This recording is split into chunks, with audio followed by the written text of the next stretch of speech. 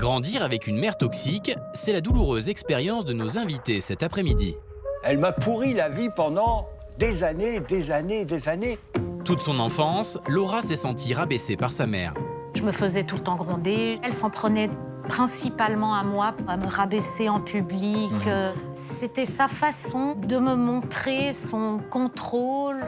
Cette absence d'amour maternel poursuivra également Pascal toute sa vie et le conduira à manquer cruellement de confiance en lui.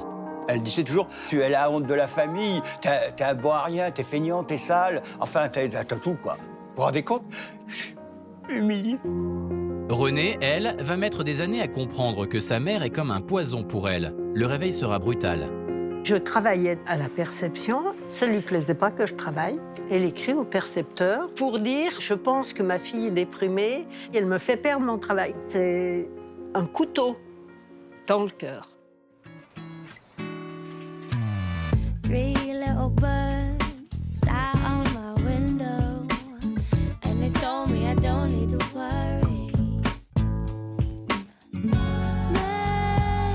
sometimes we got it wrong, but it's alright.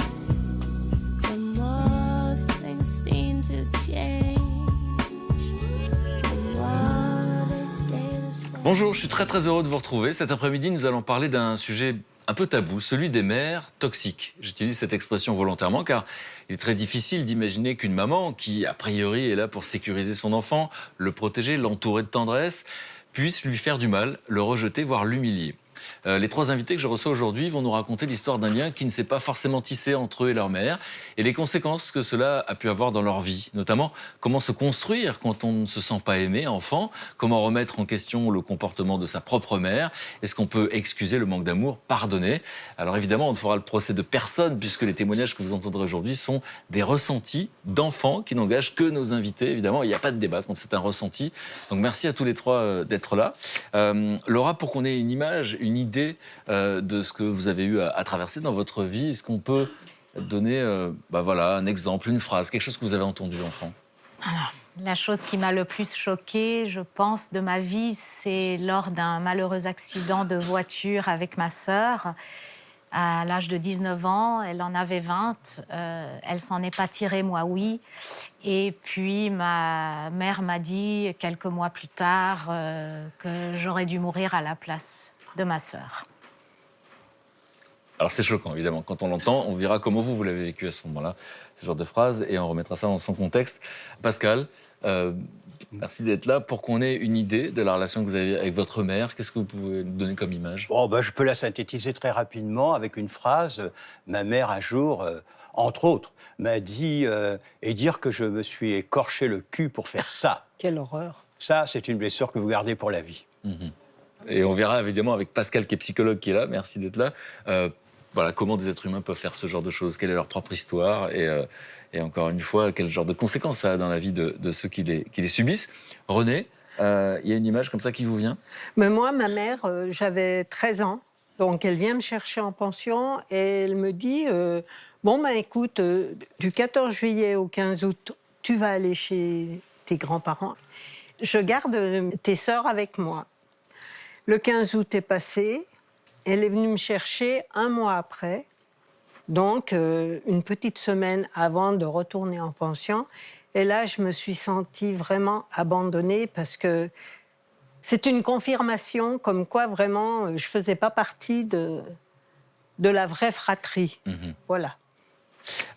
Pascal, vous êtes un enfant souvenir. C'est ma mère qui m'a dit ça. C'est-à-dire que ça se passe à la déclaration de la guerre 40-45. Et il y a eu un moment où la France a déclaré la guerre à l'Allemagne, mais on n'a pas bougé. On attendait que les Allemands attaquent. Il y a une petite période de quelques mois comme ça. Et donc l'armée était sur le front, mais sans front, quoi. Et ma mère a été rejoindre mon père. Elle a décidé de faire un enfant avec mon père. Et voilà, je suis un enfant souvenir. Donc ce qui va se passer, c'est que pendant 6 ans, vous allez être avec votre maman. Oui, ma maman m'a aimé, vraiment aimé, et s'est surtout bien occupée de moi parce que période de disette, c'était la famine, on est à Paris, etc. C'était dur pendant la guerre. Et puis mon père revient. Et petit à petit, ma maman, cet homme qui est parti il y a 6 ans et qui revient, c'est plus le même. Hein. En plus, il est décharné, etc. Enfin bref. Et je lui ressemble comme 2 gouttes d'eau. Et donc, elle va rester avec parce qu'à cette époque-là, on ne divorce pas. Une femme qui divorce, c'est une traînée, c'est une autre époque. Hein. Et donc, elle reste avec, mais apparemment, elle ne l'aime plus. Et donc, elle n'ose pas lui dire et les reproches. Et comme je lui ressemble, elle va me trouver 1000 défauts en parlant de moi, en disant « comme ton père », vous voyez. Et ça commence à me blesser, là. Et alors, ça démarre par le physique. Oui, c'est le physique. Oh, c'est que le physique. À travers moi, c'était le physique. Plus tard, il y aura autre chose. Mais à l'âge de 6 ans, elle vous emmène chez le coiffeur. Ah oui, parce qu'elle trouvait que j'avais les cheveux comme en baguette de tambour, comme elle disait, raides. Alors on me fait friser. Pour pas lui ressembler. On verra pourquoi il faut pas lui ressembler, mais à ce moment-là, vous, d'un coup, ça ne va pas. Vos cheveux ne conviennent pas. Voilà, Et puis les ensuite- cheveux ne conviennent pas. Après, j'ai les épaules qui tombent, comme une bouteille de Perrier. J'ai les pieds plats. Comme ton père. Alors, c'est moche des pieds plats. Regarde ça, il n'y a pas de courbure, etc. Après, j'ai les jambes arquées. Alors, on m'emmène chez un couturier, parce qu'à l'époque, on fait encore des pantalons chez les couturiers. On fait monter sur une table et elle dit, vous voyez comme il est mal fait, vous voyez, il a les jambes arquées, c'est affreux, donc vous allez tricher, comme ça se verra moins. Vous vous rendez compte? Vous vous rappelez de ce que vous ressentez à ce moment-là? Humilié. C'est difficile pour moi. Excusez-moi. Non, mais c'est logique hein, d'être humilié à ce point, de mal le ressentir. C'est-à-dire qu'aussi, cet enfant était probablement un obstacle à sa vie. déstructurer et à renoncer à cette relation avec le père. Et- Parce que c'est ça, parce qu'en fait, ce dénigrement permanent, parce que c'est de ça qu'on parle, va intervenir au moment du retour de votre père, parce que entre-temps, elle est tombée amoureuse, finalement. Oui, elle a eu un amant, et puis certainement qu'elle s'est mise à l'aimer, mais ça, je le comprends. C'est la vie. Mais Et donc, ça veut dire qu'au fond... je suis son entrave. Voilà. Oui, il y a un double obstacle. Il y a le mari, le compagnon en tout cas, qui est revenu, et puis l'enfant. Et c'est un... Elle ne peut pas lâcher son enfant pour... Oui, donc c'est pas vraiment dirigé contre vous. En fait, en tant que vous. Oui. Oui, mais c'est quand même C'est ce subi. que vous représentez, c'est Oui, dirigé c'est contre vrai. ce que vous C'est vrai, représentez. tout à fait. Voilà, c'est important de vous dire, c'est que on a l'explication d'adulte, mais vous, quand vous êtes enfant, il n'y a pas d'explication. Ah C'est non, on des ne comprend situations. pas. Eh non. Et donc, ce sont des situations, donc ces humiliations physiques, en permanence, comme une forme de harcèlement, parce que rien ne va, le nez, les oreilles, enfin rien ne va. Oh, oui, tout. J'ai des grandes oreilles. Oui. Et puis maintenant, vous savez, encore maintenant, quand je vois qu'elle disait toujours « Ah bah les idiots ont des grandes oreilles, les intelligents ont des petites oreilles. » Maintenant, dès que je vois quelqu'un avec des petites oreilles, je l'envie. Vous voyez? Bah oui, c'est resté, quoi. Picasso avait des très grandes oreilles, vous savez ça. C'est notre ouais, époque, mais il à l'époque, avait je des savais grandes pas. oreilles. Vous ne le saviez pas. Mais ce qu'il faut, c'est que là, d'un seul coup, on a parlé du physique, mais là, on s'attaque à l'intellectuel, puisqu'en fait, les idiots ont des grandes oreilles. Et donc, Eh oui. donc vous disiez, elle a commencé par le physique, et ensuite, Insidieusement, intellectuellement, elle va vous juger sur Oui. quoi? Sur les résultats scolaires, par exemple. Intellectuellement, si vous voulez la suite de l'histoire, c'est qu'intellectuellement, je vais à l'école qu'à presque 7 ans et je suis dans les cancres. Je ne peux pas suivre parce que je suis dyslexique. Alors ça amplifie le problème. Ma mère me voyait médecin et mon père ingénieur. Et là, alors c'est une séparation énorme entre eux parce qu'en plus je suis moche. Et puis l'école m'apprend que je suis con. Et mes parents, ils ignorent la dyslexie. Ils savent pas ce que c'est. Hein. Et non. Il faut quand même les excuser. À l'époque. Et donc ça amplifie le problème, vous voyez. Et donc, du coup, quelle image vous avez de vous à cette époque? Ah bah l'image. Parce que vous croyez ce qu'on vous dit, en fait. C'est-à-dire qu'à l'école, je suis dans les cancres. Je suis jamais vraiment le dernier, mais l'avant-dernier. Je suis dans les cancres. Alors, à l'école, on me critique, on me critique, quoi. Et puis, je rentre à la maison et... on m'aime pas. Parce que c'est ça, au fond, Pascal, qu'on est en train de dire, c'est que C'est quand dur. on est enfant, on se construit avec le regard des autres. Ouais. Et donc, le regard des autres, c'est les parents et l'école. C'est ça, l'univers. Oui, mais les parents, c'est le premier regard. Ils sont quand même Oui, ce sur que je l'avant-scène. ressens, c'est quand vous me demandez, c'est dur de le dire, ben, ils t'aiment pas, quoi. Alors, qui est-ce qui m'aime? Mais Ni d'un côté, ni de l'autre. votre père vous aimait? Il disait rien. Ou il me l'a jamais dit. Eh oui, mais on ne disait pas à cette C'était un époque. taiseux, ma mère le dominait, Il aurait pu me défendre, au contraire, et il suivait les directives de ma mère. Donc, pour moi, mes parents m'estiment pas. Bon, alors, je suis dyslexique, mais il se trouve une chose extraordinaire, c'est que la première fois que j'entends un poème, je trouve ça merveilleux. Donc, comme tous les enfants, j'ai essayé d'écrire de la poésie. Le premier poème que j'écris, je le présente, je le montre à ma mère. Elle se met arrière. Et après, elle souligne toutes les fautes en rouge, parce que j'écrivais phonétiquement. Et quand venaient des amis, elle disait « Regardez, il veut être poète-poète, il n'est pas capable d'écrire 2 mots sans faute d'orthographe, etc. » J'ai plus jamais rien écrit pour ma mère. Vous voyez, voilà. Et Donc c'est sur tous les plans. voilà, là, c'était les 2 plans. Une castration généralisée. Ouais. Est-ce que vous saviez, à cette époque, qu'il y avait quelque chose qui n'était pas naturel, normal? Ou vous pensez que c'est vous le problème? Alors, en moi, c'était, dans ma tête, c'était cause toujours, je m'en sortirai. Parce que je devais finir sur l'échafaud, à la guillotine, j'étais la honte de la prison. famille. Il y avait ce genre de prédiction-là? Ah oui. C'est-à-dire? Tu finiras sur l'échafaud, tu es la honte Il y avait encore la guillotine à l'époque. Hein. Tu es la honte de la famille, t'es un bon à rien, t'es feignant, t'es sale, enfin, t'as tout, quoi. Donc condamnation du présent et du futur. Oui. Aucune porte de sortie. Je crois que cet excès de dénigrement, c'est tellement trop qu'à un moment donné, ça fait surgir cette pensée, eh ben non, justement, je vais peut-être m'en sortir quand même, parce que c'est tellement énorme que ça n'accroche plus, vous voyez. C'est un instinct de survie, finalement. C'est-à-dire que vous finissez par être stimulé. À l'époque, je pensais pas à la survie. Je pensais que je leur montrerais que je réussirais quand même.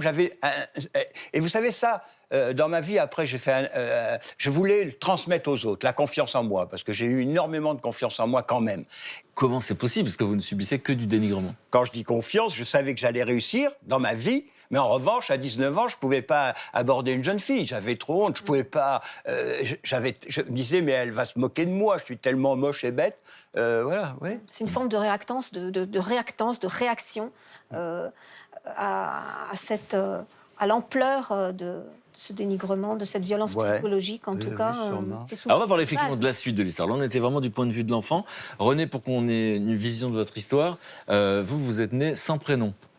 Moi, je suis née sans prénom. Moi, je suis la deuxième d'une fratrie de 3 filles. On n'avait pas choisi de prénom parce que, dans la logique, ma mère voulait un garçon. Donc, pas de prénom. Un prénom choisi, c'était Jean-Paul. Donc, le jour de ma naissance, quand mon père dit « Bon, mais alors, comment on va l'appeler ?» Puisque faut que j'aille la déclarer. Et ma mère, elle dit « Bah, t'as qu'à l'appeler comme toi. » Ce qui fait que mon père s'appelait René, moi je m'appelle René. Voilà.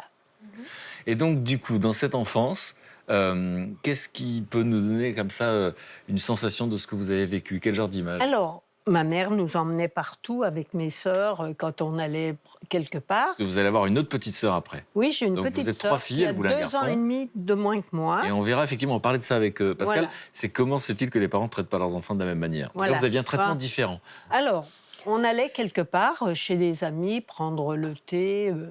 Alors, elle présentait, ben voilà, Eliane, voilà Marie-Hélène, et la seconde. Donc, moi, je disais, je m'appelle René. Après, ma mère, elle effaçait un peu ça parce qu'elle disait, c'est mon garçon manqué, ce sera mon bâton de vieillesse. Voilà. Est-ce que les 3 enfants ont des câlins de la même manière? Je n'ai pas de câlin. Mes sœurs, oui. Moi, si je m'appuie contre ma mère, elle me repousse, elle me dit tu me fais mal, tu es trop lourde. Et pendant les vacances, par exemple, est-ce que tout le monde passait les vacances au même endroit? Ah non, mon père a eu un problème d'alcool, donc mes parents se sont un peu séparés. Donc à 7 ans, moi, je me suis retrouvée en pension. Et ma mère, pendant les vacances, prenait mes sœurs et moi, elle m'envoyait chez mes grands-parents. Vous vous rappelez de ce que vous ressentez? J'aurais voulu être avec ma mère parce que moi, ma mère, c'est mon Dieu, je l'adore, je l'aime. Elle le sait que je l'aime. Mais par contre, elle calcule bien. Elle me dit que mon père ne m'aime pas. Oui. Donc, ça met quand même un fossé entre mon père et moi puisque j'ose plus aller vers lui spontanément. On va voir qu'elle a fait ça toute votre vie, hein, qu'elle vous a Elle a- manipulé, Toute ma vie, ça qu'elle vous a été- manipulé en détruisant Voilà. tous les liens que vous pouviez avoir avec d'autres d'ailleurs. Hein, on verra. Voilà, et en plus, je ressemble à mon père. Je suis la seule à avoir les yeux bleus. Je m'en veux un peu d'avoir les yeux bleus parce qu'elle, elle a les yeux marrons. Je me dis, si j'avais les yeux marrons, peut-être qu'elle m'aimerait mieux. Mais non. Elle m'envoie chez mes grands-parents. Chez mes grands-parents, je suis leur petit bijou, c'est sûr, ils m'aiment. Mais je m'en veux, je leur en veux un peu plus tard, qui n'ait pas rétabli cette chose-là en disant c'est ta fille au même titre que les deux autres. Et ça, c'est une souffrance parce que un jour, ma grand-mère qui était famille d'accueil, un jour, je dis à ma grand-mère, je sais pas, j'avais peut-être 6 ans, mais est-ce que moi je suis de l'assistance? Assistance publique. Voilà. Elle me dit, mais non, t'as un papa, une maman, non, non. Mais pourquoi alors moi je suis là? Voilà. Qu'est-ce qu'elle a répondu, vous vous rappelez? Ben, tout le monde craignait ma mère. Mes grands-parents, ils la craignaient. Et puis, je pense qu'elle a dû les aider financièrement à un moment. Et elle avait de l'emprise sur ses parents et sur moi. Parce que sur moi, elle m'a fait faire des choses qu'elle n'a jamais demandé à mes sœurs. Par exemple? Une chose dramatique qui me fait mal. Horrible. C'est en 42-43. C'est le moment du STO. J'ai 7 ans et demi. C'est gentil. Elle m'envoie pour demander qu'on l'envoie au STO. Waouh. Elle vous envoie pour Elle qu'on m'envoie envoie votre père? demander à l'assistante sociale qu'on envoie mon père au STO. Parce que pour qu'on comprenne, pour que les jeunes générations comprennent, le STO, ça voulait dire quoi à l'époque? C'était le travail obligatoire en Allemagne. Vous voyez, Donc elle vous demandait de trahir votre père, de le Voilà. dénoncer. mon père était quelqu'un d'apprécié dans son travail. Il avait un problème d'alcool, on sait pourquoi. Il était très mal accompagné. Et je peux pas lui refuser. Donc l'assistante sociale me dit, va voir le directeur, ce n'est pas de mon ressort. Le directeur va là-bas et il me sort en beauté, il me dit, tu diras à la personne qui t'a envoyé qu'elle vienne me le demander elle-même. Et là, vous êtes une enfant au milieu de tout ça. Ça, mes enfants ne sont pas au courant de ça, je leur ai jamais dit. Pourquoi? Parce que c'est lourd. Parce qu'aujourd'hui, qu'est-ce qui vous émeut autant? C'est parce que vous n'aviez C'est- aucune responsabilité. Vous étiez Ben, manipulé. vous vous rendez compte de ce qu'on demande à une petite fille? C'est horrible. Mais vous êtes une victime, vous êtes consciente de ça. Mais à l'époque, je le sais pas. À ce moment-là, vous vous sentez responsable. Ah ben, je me dis, après je peux plus avoir la relation avec mon père. C'est une trahison. Moi qui ai trahi mon père, c'est pas moi qui l'ai trahi, c'est ma mère à travers moi. Bien sûr. Mais elle s'est servie de moi et ça, c'est la pire chose. Pascal? Ouais. La mère de René l'avait élu, mais comme objet de souffrance. Et voilà. Comme objet de souffrance. Et comme objet sur vraiment le long terme, parce que quand elle prononce cette phrase en disant, en parlant de René, en disant à quelqu'un d'autre, elle sera mon bâton de vieillesse. Oui. Et Ça sa veut dire petite, quoi? hein. Ça veut dire, je ne la laisserai pas avoir son identité propre, sa vie personnelle. Elle n'aura pas de vie personnelle, Renée. Elle restera auprès de moi, mais pourquoi? Pas parce que c'est ma préférée. Non. Parce que pour faire souffrir l'objet, il faut que l'objet soit là. Eh oui. Sur le fait pourquoi a-t-elle envoyé cet enfant de 7 ans et demi? Parce qu'elle aurait très bien pu aller le faire elle-même, évidemment. Mais elle vous a envoyé justement d'abord pour casser encore plus la relation entre vous et votre père, hein, et pour aussi certainement un jour pouvoir dire à votre père, mais c'est René qui y est allé. Elle était d'accord, René. Enfin, vous voyez, elle joue des deux côtés. Enfin, c'était pour quelqu'un de toxique une occasion Mais en or. alors, Laura, si on fait un flashback, on essaie de comprendre un peu dans quel milieu vous grandissez, quels sont les rapports dans la famille. Alors j'ai eu la chance, entre guillemets, d'être née dans une famille très très fortunée. Je n'ai jamais manqué de rien à tous les niveaux, à la maison, nounou à domicile, cuisinière, majordome, femme de ménage, maison, piscine, jardin, plage. Mais malgré tout ça, j'étais toujours en recherche de reconnaissance de ma mère. J'avais la chance d'avoir une nounou, mais plus qu'extraordinaire, qui était un pilier d'amour pour moi. Et c'est comme si elle comprenait mon langage dans le quotidien, de mes besoins de petit enfant, d'amour, de tendresse, de câlin, de réconfort, etc. Ma mère, je me faisais tout le temps gronder. Souvent, elle s'en prenait principalement à moi plus qu'à ma sœur, à me rabaisser en public, Par exemple devant des invités. Si je finissais pas mon repas, je l'avais froid le lendemain matin au petit déjeuner, voire au déjeuner. C'était tout le temps, ok, il faut que je rentre dans un moule. Je ne sais pas qui je suis, je crois comprendre qui je dois être. Ça doit être comme ça la vie. En attendant, je peux être moi avec la nounou. C'est difficile de conjuguer ces mondes différents quand on est un enfant. Vous avez la sensation de ne pas être celle qu'on a commandée. Vous ne Absolument. correspondez pas à ce qu'on attend. Il y a une image forte, c'est que vous demandez du ketchup dans un restaurant. Ah oui, c'est vrai. Pour faire l'intéressante, dans un restaurant, dans un hôtel, j'ai demandé oui, s'il vous plaît, je voudrais un plat de ketchup pour le dîner. Ma mère a regardé le serveur, elle lui a dit « Vous lui amenez un plat de ketchup ?» Et j'ai dû le manger. C'était sa façon forte de me montrer son contrôle. Je ne sais pas, en tous les cas, moi, je le vivais comme ça. D'accord, mais on va essayer d'analyser, si j'ose dire, de porter un regard d'adulte après coup, parce qu'au fond, ce qui nous intéresse, là, c'est votre regard d'enfant. Ouais. Et donc, quand on est enfant, on n'analyse pas, On s'exécute. Voilà. Et alors, On s'exécute. comment vous la voyez, votre mère, à l'époque? Quel genre de femme c'est? C'était une femme absolument extraordinaire, belle. Elle avait un goût extraordinaire pour les vêtements, pour la décoration, pour la cuisine. J'ai jamais compris pourquoi on avait des cuisiniers à la maison, parce qu'elle cuisine divinement bien. Elle avait des goûts pour arranger les tables, les endroits. Plein de gens lui demandaient pour des magazines, etc. Elle était d'une créativité extraordinaire. C'était la joie de toutes les soirées. On recevait beaucoup à la maison. Avec ma sœur, on était là, très british, parce que je suis anglaise. Vos parents sont anglais, hein? Oui, les deux.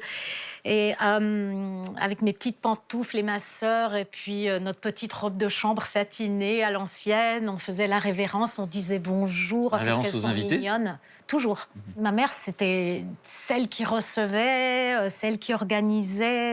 Et je l'admirais pour ça. Mais quand on était entre nous, quand ça allait mal, c'était tout le monde qui devait s'adapter à son mal. À ses humeurs, c'est ça? À ses humeurs, à ses mal-être, à ses disputes qu'elle pouvait avoir avec mon père. Et vous avez le souvenir de câlins?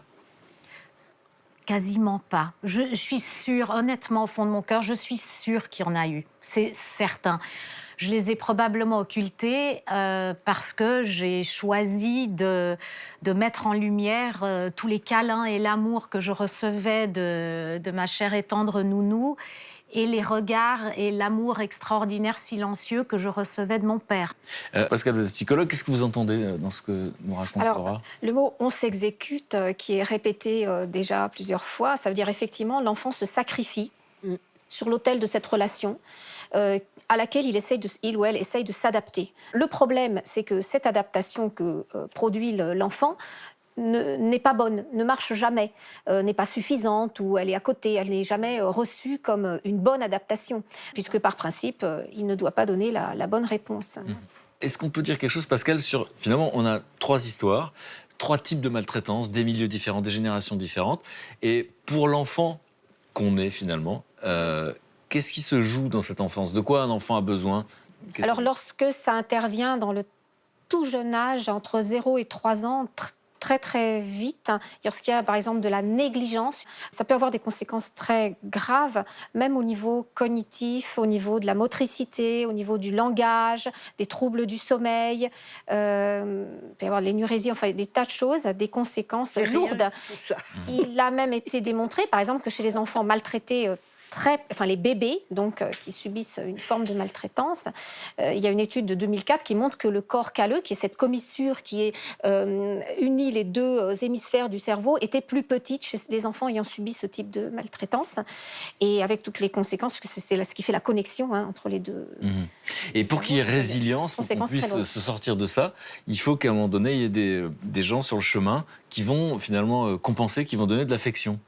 Oui, alors Laura et René ont quand même eu des tuteurs de résilience, des personnes, des caregivers, comme les appellent les Anglais, la personne qui prend soin de l'enfant. Alors, c'est pas forcément la mère, c'est pas forcément le père, c'est les grands-parents, la nounou, et ils remplacent, et effectivement, ils arrivent à compenser assez largement le manque, et donc à nourrir affectivement l'enfant. Et à donner une information inconsciente, on va le voir, qu'il y a d'autres choses qui existent sur cette terre. Il n'y a pas que ça. Et on verra à quel moment on comprend le discours. Un autre éclairage relationnel. Pascal, est-ce qu'il y a eu, à un moment donné, dans votre souvenir, finalement, est-ce qu'il y a eu des gens qui ont apporté de l'affection? Est-ce qu'il y a eu des gens qui étaient importants pour vous? Non, je n'ai pas eu de personnes qui m'ont dit, qui m'ont remplacé l'amour de ma mère, absolument pas. Ma résilience est née grâce à mon imagination. Je me suis inventé un monde. Je suis devenu menteur, je mentais, je faisais semblant de faire croire que j'étais heureux, que mes parents étaient riches, ceci, cela. Donc je vivais dans un autre monde. Même à l'école, je faisais rien d'autre que d'imaginer une autre planète. J'étais pas là. Et d'ailleurs, ça m'est resté très longtemps dans les années. Vous êtes avec nous depuis tout à l'heure? Oui. En tout cas, comme instinct de survie, vous développez une incroyable imagination pour sortir de cette situation. Alors, ce qui est intéressant, effectivement, c'est qu'on pourrait imaginer, en écoutant René et Pascal, que c'est une autre époque, que c'est un autre milieu, que c'est... Et dans votre cas, du coup, il y a quelque chose de plus récent. On a la sensation que c'est un milieu éduqué. Et donc, je voudrais qu'on reparle de ce qui s'est passé donc, au moment de cet accident. Vous perdez votre sœur et vous disiez tout à l'heure, votre mère vous dit « j'aurais préféré que tu meurs ». Cette phrase, c'est quelque chose de spontané, de réfléchi à votre avis quand elle dit cette phrase? C'est toujours difficile, je vous lâche. Je vous ai donné plein d'amour là. Elle m'a donné un Mais je vous lâche juste le toucher, mais pas le reste. Ma sœur conduisait la voiture, moi j'avais pas encore mon permis. On a eu l'accident, on sortait voir des amis et à l'hôpital, ma sœur était très, très atteinte et à l'hôpital, je la vois partir comme ça le long d'un couloir blanc. Moi, on m'allonge dans un box, radio, plâtre et autres. Et dans ce petit box, il y a le rideau qui s'ouvre et ma mère est là et en anglais, elle me dit... T'es au courant, n'est-ce pas? Et je tombe dans les pommes. Parce que j'ai compris à ce moment-là que ma sœur était décédée. Elle avait de la peine dans le regard, elle avait de la peine dans la voix. Et quand on repart quelques heures plus tard à la maison, ma mère, dans la voiture, elle a ce geste. Elle me met la main dessus. Sur votre main? Sur ma main. C'était ce qu'elle était capable de faire à ce moment-là, c'était son 100%. Mon 100% de volonté, tellement j'ai ressenti, et je ne sais pas pourquoi à ce moment-là, mais un dégoût vomissable vis-à-vis d'elle, et je n'ai pas osé retirer ma main. 2 jours après l'accident, elle me dit « Viens, je t'emmène sur les lieux de l'accident, tu vas me raconter ce qui s'est passé. » Je n'ai pas osé dire non, c'était la dernière chose que je voulais faire. Je me suis exécutée, et... la pression que j'avais était une pression terrifiante parce que je n'avais que des mots pour lui donner des images dont elle avait désespérément besoin. Et quel que soit le choix de mots, je savais que ça ne suffirait jamais. Jamais, jamais. Et dès lors, j'ai ressenti une violente pression, comme si elle voulait rentrer dans moi et m'arracher ce maudit soir-là, ce maudit accident, la voiture et tout ça. La carcasse était encore là. Elle me disait « explique-moi », j'étais avec mon plâtre et tout. Alors comment la voiture a fait, le tourbillon, le tonneau, le premier, le deuxième, le toit qui s'est arraché, tu t'es fait éjecter de quel côté, enfin... Je veux dire... Elle vous inflige une sorte de reconstitution. Oui, c'est ce que oui, 48 heures après. Et et en fait, je peux comprendre qu'on soit dans un besoin par rapport à un deuil. Moi aussi, j'ai perdu une enfant en 2009, donc je sais ce que c'est de perdre un enfant.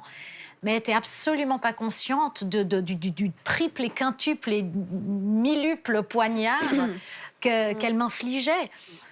4 jours après l'accident, il y avait la crémation de ma sœur. Ma mère a décidé « Ok, toi, tu restes à la maison, tatati. » Peut-être que c'était sa manière de vouloir me protéger, mais en fait, c'était violent parce qu'elle ne m'a pas permis de dire au revoir.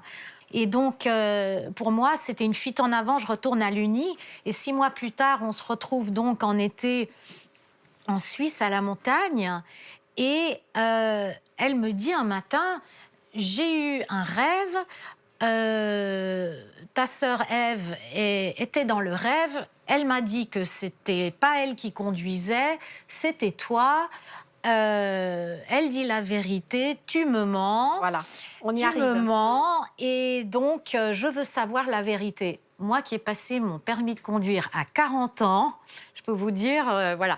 Et donc, évidemment, vous ne conduisiez pas. Évidemment Non, mais que je ne conduisais même pas. la reconstitution, ça sentait l'envie de vouloir trouver une coupable, enfin, Oui. Ben trouver oui. d'ailleurs, et de vouloir culpabiliser Laura. Et c'est à ce moment-là exactement qu'elle m'a dit « Tu aurais dû mourir à la place de ta sœur ».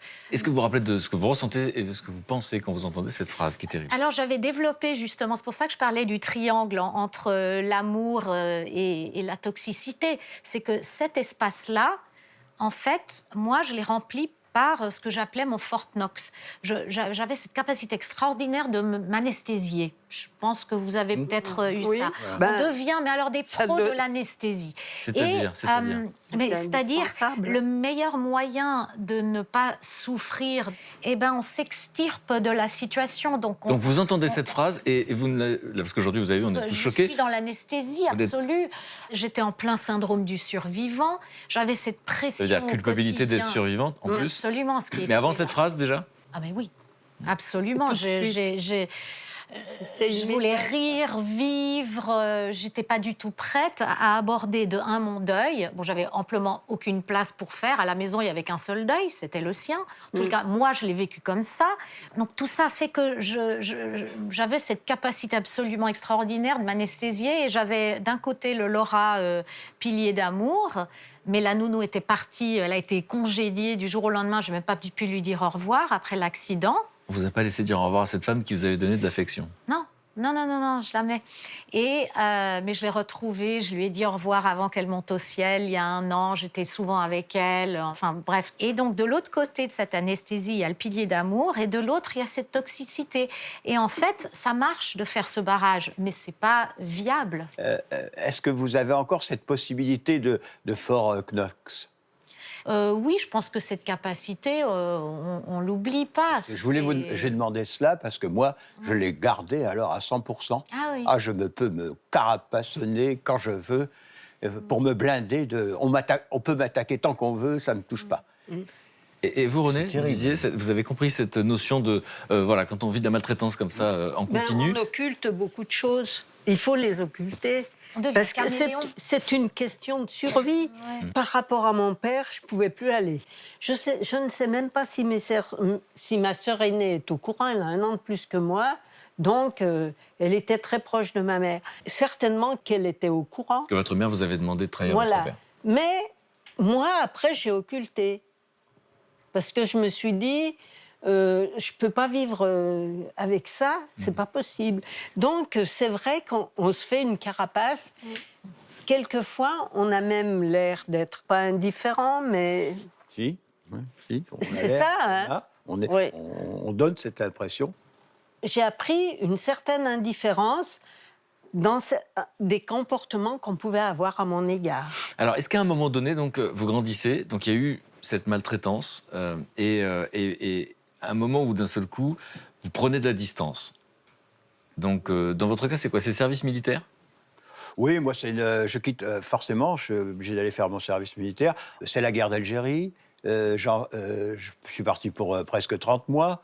Donc, ça fait un sas entre ma famille et cette période. Et quand je reviens, bah, je ne suis plus le même homme, et ça y est, la distance s'est faite avec ma famille, quoi. C'est-à-dire quoi? C'est-à-dire qu'elle a moins d'influence sur vous? Ah bah, elle n'en a plus parce que je suis parti, quoi. Ça y est, c'est fini, je ne vis plus chez eux. Et du coup, vous disiez, dans la vie amoureuse, c'était très compliqué de parler à l'autre. Même encore maintenant, au fond de moi, je me dis, mais personne t'aime vraiment pour ce que tu es, quoi. C'est terrible, hein. Je suis marié depuis 30 ans, tout ça, mais c'est... on peut pas penser qu'on vous Quand on aime. n'a pas été aimé, au fond, Vraiment. on trouve incongru ceux qui nous aiment. Oui, malgré moi, et pourtant, Dieu sait si j'ai des preuves d'amour de ma femme, mais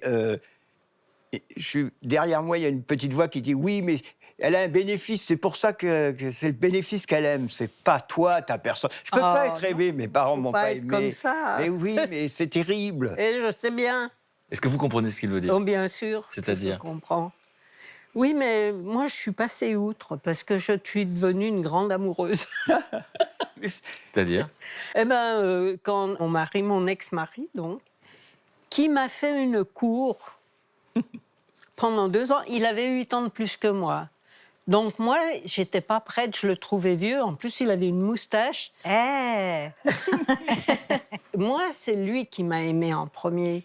Parce que moi, j'en voulais pas, je le trouvais vieux. Moi, j'avais plein de copains. Vous aviez copines. 16-17 ans et lui, avec quel âge? Eh ben, il avait En plus. 24 ans. Ah oui, d'accord. 25. Quand vous dites je le trouvais vieux, je... C'était un vieux. Ben oui, je comprends. De ce point de vue de l'époque. Est-ce que, encore une fois, Laura, à quel moment, donc là, il y a le service militaire, où d'un coup, il y a une sorte d'affranchissement. Oui. Dans votre cas, ça se passe comment, la manière de s'affranchir? Alors, ça s'est fait progressivement. Si je peux, j'ai retrouvé ce courrier que, un jour, en m'enfuyant de la maison, n'est-ce pas, je devais avoir vu l'écriture peut-être 13-14 ans, je ne sais pas, c'est difficile à dire, quoi qu'il en soit. Bon, ça va faire rire après. Donc, vous partez à l'internat et Oui, vous oui, oui. écrivez. Je pars à l'internat, je suis de retour en vacances, ça se passe super mal comme d'hab. Je décide de m'enfuir. Et puis, je laisse ce courrier sur la porte. Je vais le traduire in situ parce qu'à qu'il ce est en moment-là, vous anglais. l'écrivez en anglais. Oui, oui, oui. Donc, c'est Comme vous on qui parle en écrivez. anglais à la maison. C'est vous qui écrivez à qui? À votre mère, à ce moment-là? En fait, sur l'enveloppe, c'est marqué à vous tous de Laura. To you all from Laura. Donc, après que vous soyez tous partis du club, j'ai passé les pires moments de ma vie que je n'oublierai jamais.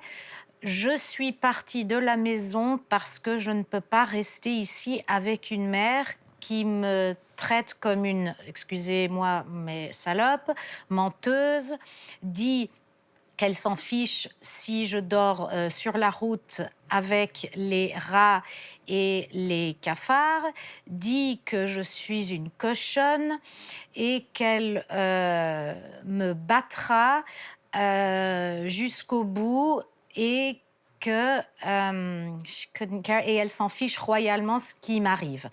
Je sais que où je vais me rendre, je serai aimée, comprise et pas traitée comme un chien. Merci. Merci pour toute votre aide et tout votre amour, etc., etc. Et j'espère que personne ne souffrira trop de mon départ. Voilà, etc. Laura. Qu'est-ce que vous ressentez quand vous voyez ces mots d'enfant? Eh bien, je me dis, mon Dieu, j'étais vraiment dans un espace-temps destructeur et même ce pilier d'amour de la nounou ne suffisait pas. Et... Donc là, vous formulez, vous laissez naître. Ouais. Ça ressemble presque au début, Oui. début de quelque chose. Ouais, Ouais. elle est forte hein, dans cette lettre. J'ai cru que vous alliez dire, j'ai pensé, qu'est-ce que j'étais forte. Parce qu'il y a une rébellion quand même. Bon, le gag dans l'histoire, c'est que je suis revenue une demi-heure plus tard parce que de un, on était sur une île et de deux, il s'est mis à pleuvoir. Donc voilà. Donc, c'était une fugue. Je suis revenue, Mais- l'enveloppe était encore fermée sur la porte et tout. Personne ne... Et Voilà. donc, ça veut dire que cette lettre, vous l'avez aujourd'hui, mais eux l'ont lue à ce moment-là? Non, jamais personne ne l'a lu. Jamais, jamais, jamais. Elle l'a retrouvée. Je voulais vous demander si, enfin moi, à en entendre la lettre qui est très touchante, que le mot que vous avez laissé, moi j'ai senti aussi à la fin, comme un appel au secours. Oui, Bien ça- sûr, c'est je un Parce appel. que c'est pas que la haine, hein, il y a derrière merci, etc. Mais oui, parce que j'aime la simplicité, j'aime les connexions, j'aime aimer. Et donc, je suis une personne qui a besoin de se toucher, de comprendre qu'un geste comme ça Oui, peut donner c'est tellement vrai. à une inconnue. Ça donne que- une énergie folle. Voilà, hein. je suis spontanément comme ça. Mais bon, à la maison, je ne pouvais pas tactile. l'être. Et donc, là, il y avait les prémices de ce grand changement. Et donc, je suis partie après l'internat. Je suis venue vivre 10 ans à Paris. Est-ce que vous avez coupé les ponts? Ah mais complètement, je veux dire, j'ai abandonné parce que après le décès de ma sœur, ma mère s'est complètement retournée contre moi et mon père, ils se sont tout de suite séparés. Ah oui, j'allais C'était poser la vraiment question. quelque part, c'était un mal pour un bien. J'en ai longtemps voulu à ma sœur parce que je lui ai dit, t'es vraiment méchante de m'avoir laissée avec Ouais. ce fardeau.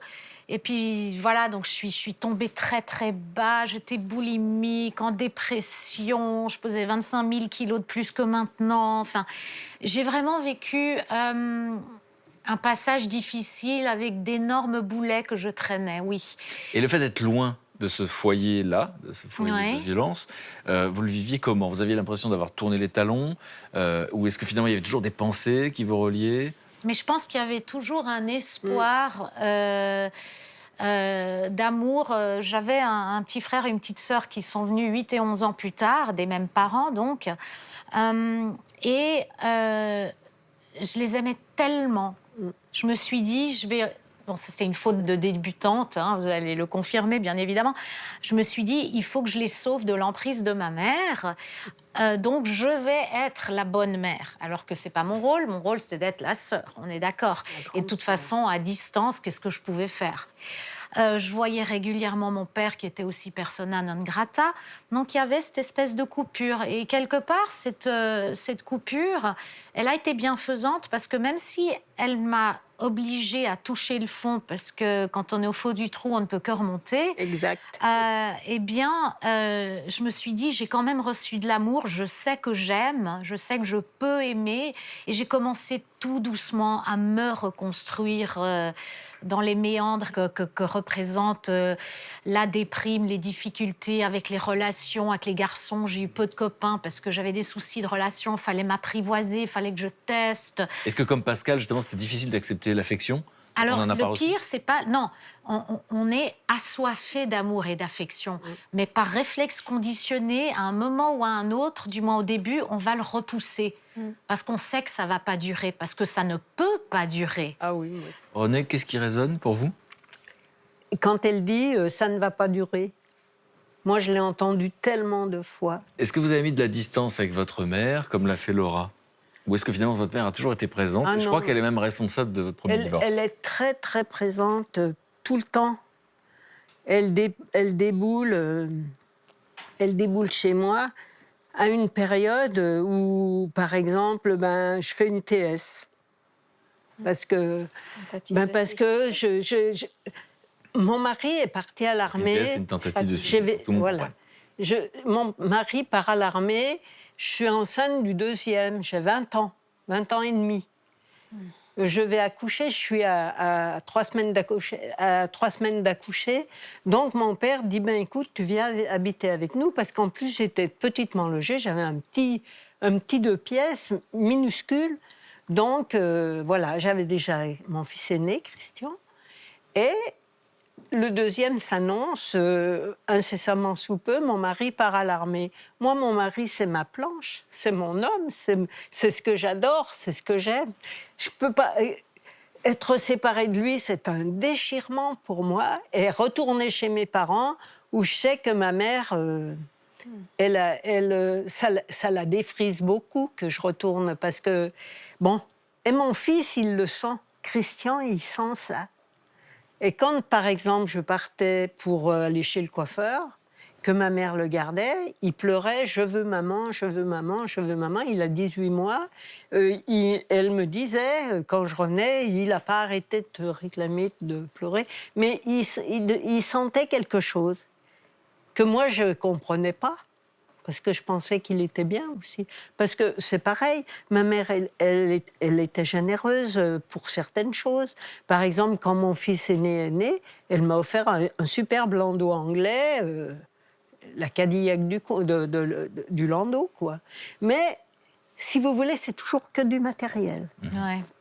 C'est ça. Est-ce qu'on peut- Je l'ai connu aussi. Est-ce qu'on peut comprendre le rôle qu'elle a eu dans votre vie, puisqu'elle a toujours été présente dans votre vie, Voilà. elle déboulait à l'improviste, Trop présente. et elle portait des jugements, et elle vous mettait... On a vu qu'elle vous avait mis quelque chose dans la tête, enfant, en disant que votre père ne vous aimait pas, Oui. et elle a continué adulte.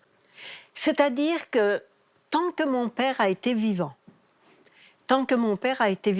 quoique la période que j'ai vécu une période chez mes parents, où un jour elle me dit, tu sais, ton père voudrait que tu partes. Parce que ça faisait déjà, je suis restée 6 mois déjà, avec mes 2 premiers, donc un. Je dis, bon, bah, puisque c'est comme ça, je me casse, je ne vais pas m'imposer, Voilà. Donc, je prends mes clics, mes claques et mes 2 gamins, et je retourne dans mon petit appartement minuscule. Et là, mon père rentre du boulot le soir, et il dit, et où sont les petits? Il ne voit plus le berceau, où il y avait le Jean-Loup. Où ils sont, les petits? Ben, elle est retournée chez elle. Mon père vient. Non, il ne vient pas chez moi. Il va chez mes beaux-parents et il dit « René est retournée chez elle ». Et mes beaux-parents radinent avec mon père pour me redéménager où je vais passer 6 mois chez mes beaux-parents avec mes petits. Pareil, dans un appartement... Enfin bref. Et là, mon père, je lui dis « Mais puisque tu ne me veux plus, je ne m'impose pas ». Donc, mon père me dit « Mais jamais de la vie, tu peux revenir quand tu veux ». Et on va voir que votre mère donc, a continué ce genre de manipulation, Oui. puisqu'en fait, vous êtes mariés, et elle va vous dire cette phrase, « Ton mari te trompe ». Oui. C'est-à-dire qu'elle va vous C'est mettre classique, ça. dans la tête... La belle-mère? Enfin, la mère? Ah oui.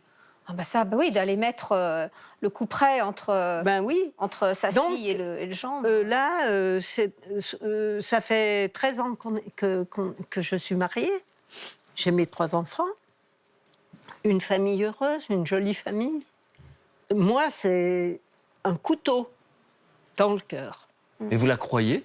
Alors, elle, que vous Non, connaissez je la crois pas. Si manipulatrice. J'ai des doutes, c'est pas vrai. D'abord, ça peut pas être vrai. Si, mon mari, il est musicien, il est contremaître dans une entreprise, et musicien, il a une vie à côté de la mienne. Ce que je veux dire, c'est que votre mère va mettre ce petit poison dans votre tête, Oui. alors que tout va bien pour vous, Oui, mais et moi- ça va aller jusqu'au divorce. Elle ne s'attendait pas à cette réaction.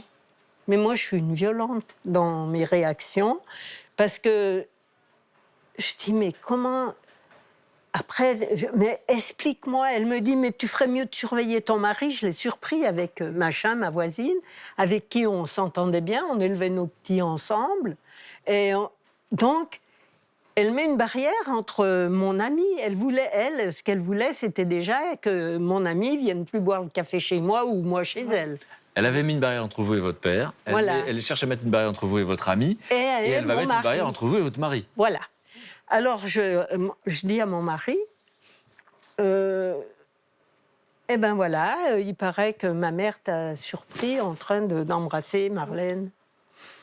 Alors, il me dit, ça va pas, non? Et puis, en bas de la montée, on habite une cité, une belle cité, façon chalet, vous voyez, où tout le monde se voit, tout le monde se connaît. Franchement, ça sort... Moi, je peux pas le croire. Mais par contre... Ça déclenche autre chose.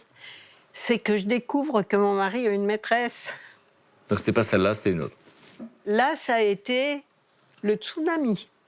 Et je demande le divorce. Donc je retourne chez ma mère comme une idiote avec mon petit dernier. Parce que j'ai plus de travail, elle me fait perdre mon travail. Je travaillais à la perception, elle écrit au percepteur. Ça ne lui plaisait pas que je travaille. Elle écrit au passage pour vous dire quoi sur vous? Pour dire, ma fille doit être déprimée. Je pense que ma fille est déprimée. Comment voulez-vous qu'elle s'occupe de ses enfants, de son mari et de ses enfants en travaillant?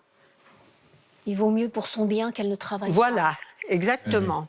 Mais ça veut dire qu'en plus de vous avoir éloigné de votre père, de vous avoir fait vous séparer de votre mari, elle va vous faire perdre votre travail. Voilà. Et je faisais des courriers pour trouver un emploi. Et à l'époque, je peux vous dire qu'en 66, vous faisiez une lettre ou deux et vous étiez sûr d'avoir du boulot. Hein. Et jamais de réponse.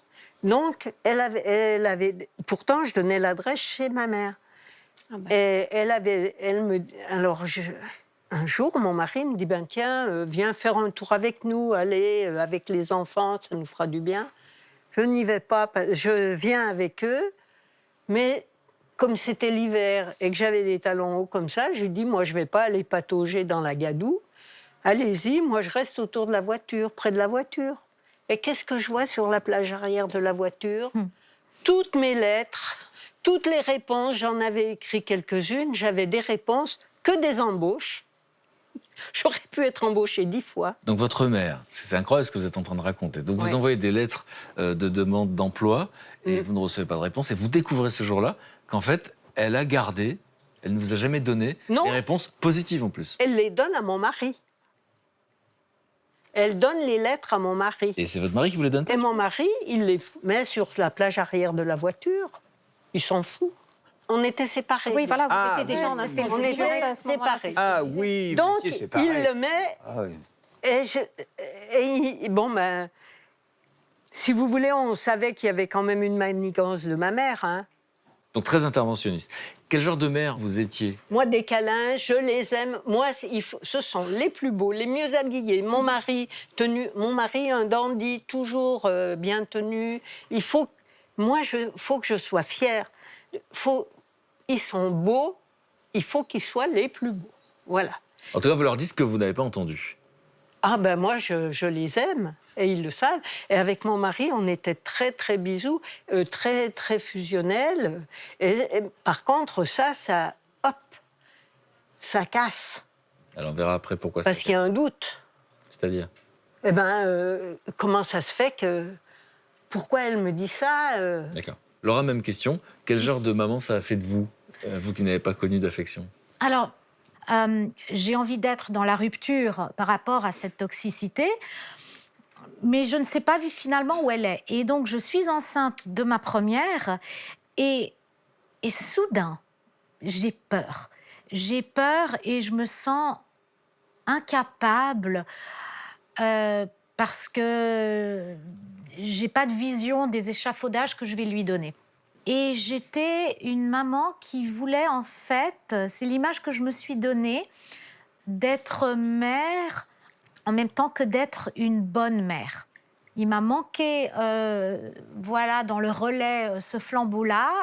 On ne me l'a pas passé, en tous les cas, on m'a passé certainement comment ne pas être. Et je me suis dit, ben, je vais utiliser ça. Mais je ne vais pas faire l'erreur d'aller dans l'absolu, dans l'absolu opposé. Parce que sinon, ben voilà, hein, c'est un backdraft et puis ça va me regicler en pleine figure, à un moment ou à un autre. Pascal, quand on a vécu ce genre d'enfance, est-ce qu'on se demande quel genre de père on va être? J'ai connu ma fille, quoi, à 6 ans, la fille de ma femme, et ma fille maintenant. Alors, quel père j'ai été? J'ai eu la chance d'avoir une fille idéale. C'est-à-dire l'enfant qui fait ses devoirs tout seul, l'enfant qui est toujours excellent à l'école, l'enfant qui peut viser le but, peu importe n'importe quelles études, et qui est en plus qui devient une artiste et qui est maintenant très connue. Enfin bref, toutes les qualités, aucun problème.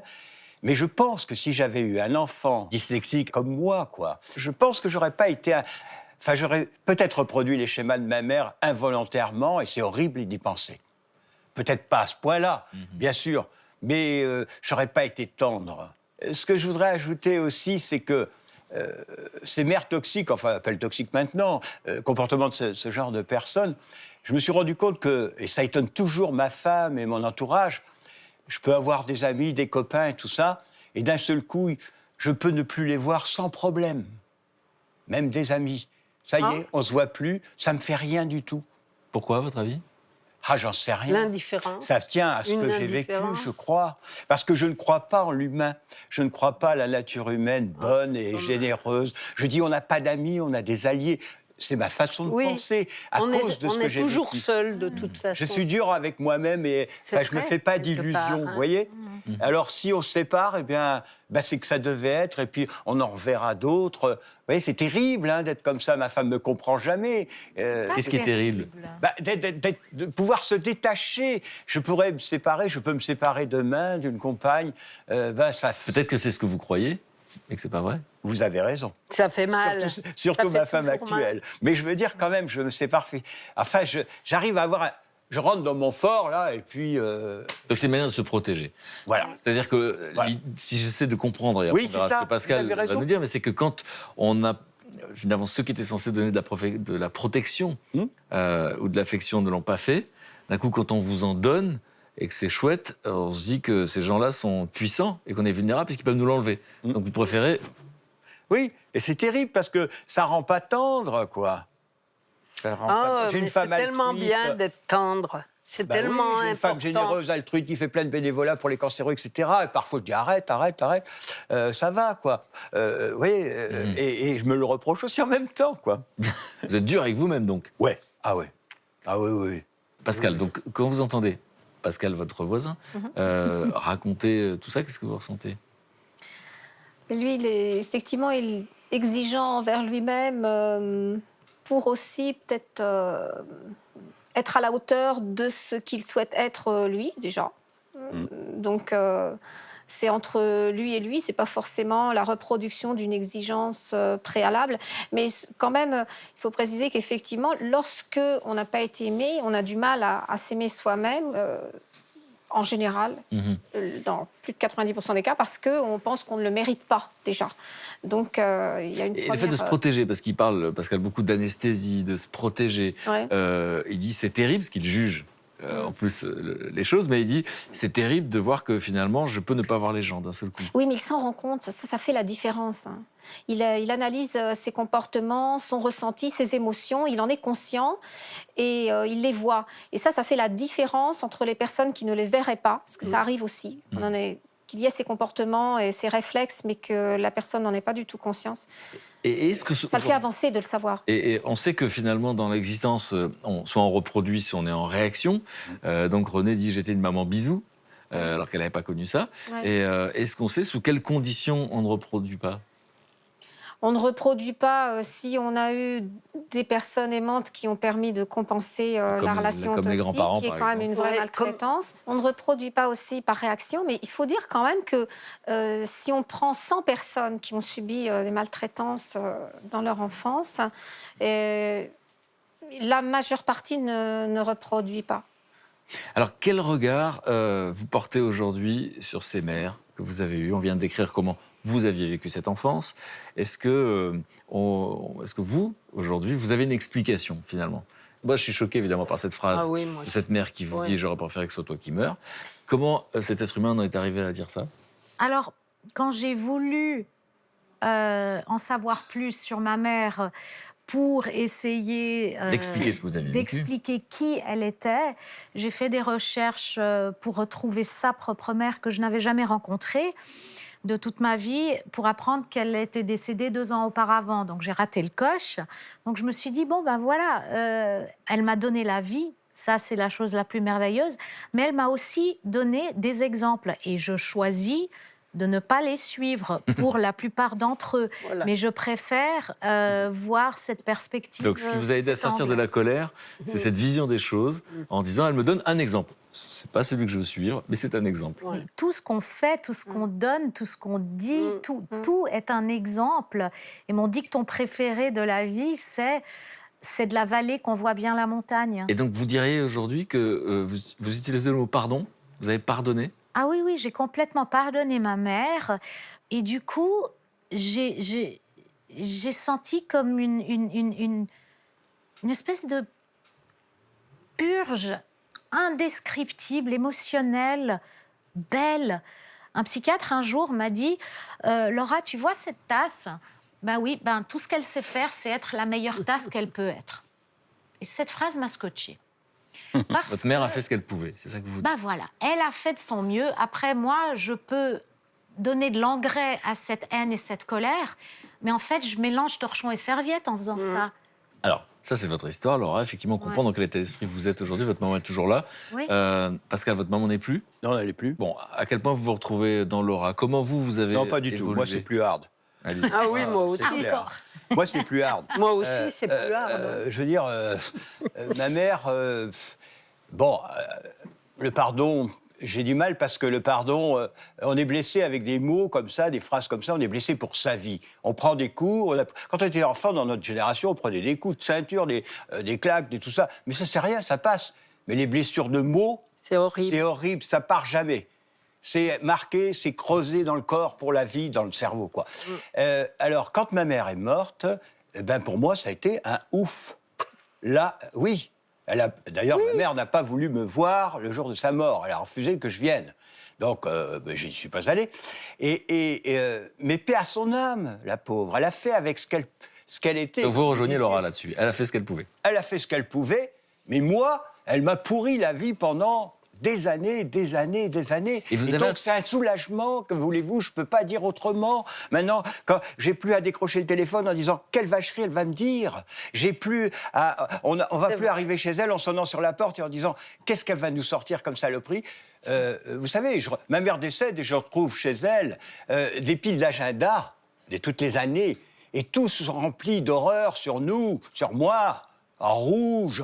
On fait un feu à la fin. Moi, je les lisais, puis ma femme me dit « Arrête de lire ça, brûle-les. Vous voyez, alors donc... C'est un poison. Ouais, ça. d'accord, je vous conteste pas, hein, mais moi, je peux pas. Moi, ma mère, elle m'a fait beaucoup de mal, elle m'a pourri des années, et donc, je l'oublie pas. Maintenant, ça y est, je suis serein. C'est pour ça que je suis là aujourd'hui. Je suis quand même serein. Bien sûr, j'ai des émotions, mais je veux dire, j'ai plus la haine pour elle. Alors, depuis très longtemps, j'avais la haine de ma mère, moi aussi, hein. Jamais eu la haine. Ah, moi, si, c'est clair. Et donc, ce qui est fort, c'est ce que vous êtes devenu, ce qui ne nous a pas empêché d'être, puisque vous disiez que quand vous présentez une poésie enfant, elle ricane. Et finalement, vous avez continué d'écrire des poésies. Et la question, c'est, est-ce que vous attendez, quand vous publiez ce premier livre, un regard peut-être, et vous lui offrez? Et vous attendez quoi d'elle? On verra ce qu'elle a fait, mais vous attendez quoi? Alors là, vous allez remuer des émotions, parce que j'attends qu'elle soit fière. J'ai un prix à l'Académie française, quand même. Hein. Je suis dyslexique, je commets plein de fautes. Même dans ce livre, j'oublie les négations. Ils ont été chouettes de me donner un titre, de me donner un prix. Et donc, j'ai dit, ils vont être fiers de moi. Mais non, ils n'en parlent jamais, elle ne l'ouvre pas. Et plus tard, il n'y a pas longtemps, je rencontre un cousin qui dit « Ah, c'est toi !» On ne s'était pas vu depuis très longtemps, on se voit à un enterrement. Il dit « Ah, c'est toi qui... ta mère, les livres que tu as fait écrire par un nègre, c'est toi qui... » Je découvre que ma mère racontait que... J'ai écrit une dizaine de livres, je crois. Et elle dit « C'est pas... » Elle a raconté à la famille, à l'entourage, que je faisais écrire mes livres, que j'étais incapable, quoi, encore une fois. Donc elle est incorrigible. Incorrigible, ouais. Pas d'autres mots. Mais je comprends pas, c'est maladif, quoi. C'est Oui, maladif. voilà, il faut voir ça hein, ouais. d'un point de vue Maladif. Mais vous, clinique, je dirais. Pascal, parlez-nous de cette femme, parce qu'effectivement, on sent... Tati Daniel est un ange à côté. C'est une Tati Daniel, parce que ma mère était une Tati Daniel, c'était une mamie. À 86 ans, elle était encore toute belle, toute propre, etc.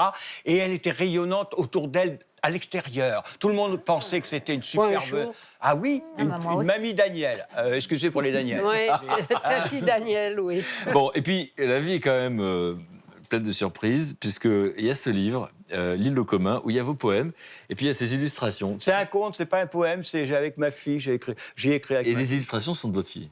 Oui, c'est ma fille, ouais. Donc, ce que je veux dire, c'est qu'il n'y a pas eu cette reconnaissance de cette mère, mais au fond, il y a cette collaboration incroyable avec votre fille.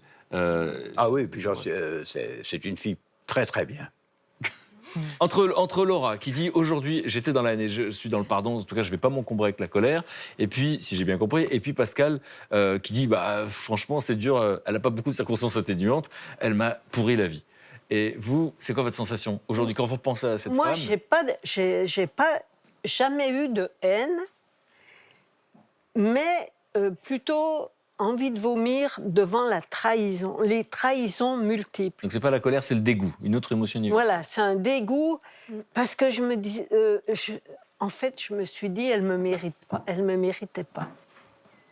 Pascal, est-ce que, au fond, et je pense aux téléspectateurs qui nous regardent, parce qu'on a parlé de relations toxiques, parfois de maltraitance, parfois de relations toxiques, en tout cas de choses finalement avec lesquelles on doit faire, puisqu'on est la somme de nos expériences.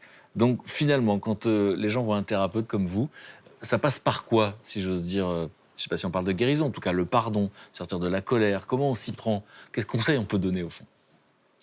Ça passe par d'abord un travail sur soi. Il faut d'abord se comprendre soi-même pour pouvoir comprendre l'autre.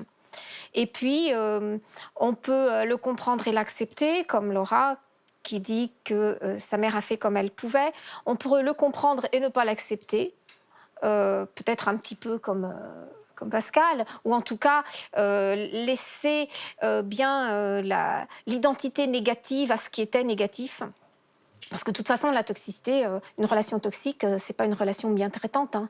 Donc le contraire de bien traitant, c'est maltraitant. Et la maltraitance a quand même été définie plus ou moins, même si c'est très difficile d'obtenir un consensus en psychologie à ce sujet, mais toutes les situations qui appliquent de la terreur à l'enfant, du rejet, éloignement, négligence. Et là aussi, la négligence, il y a des facteurs bien précis qui définissent la négligence.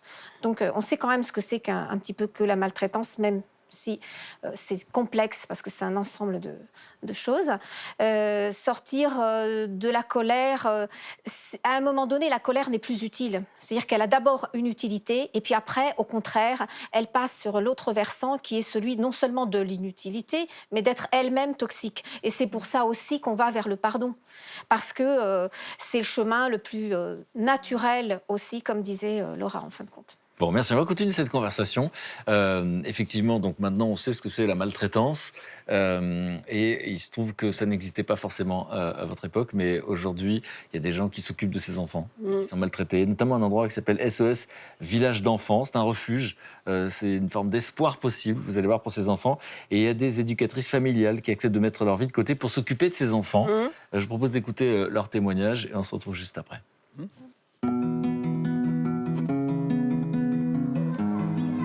SOS Village d'enfants, c'est une association en France qui accueille des enfants qui sont confiés par l'aide sociale à l'enfance.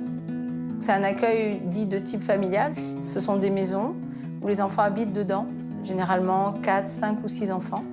Et il y a 2 personnes qui se relaient sur la maison pour s'occuper des enfants.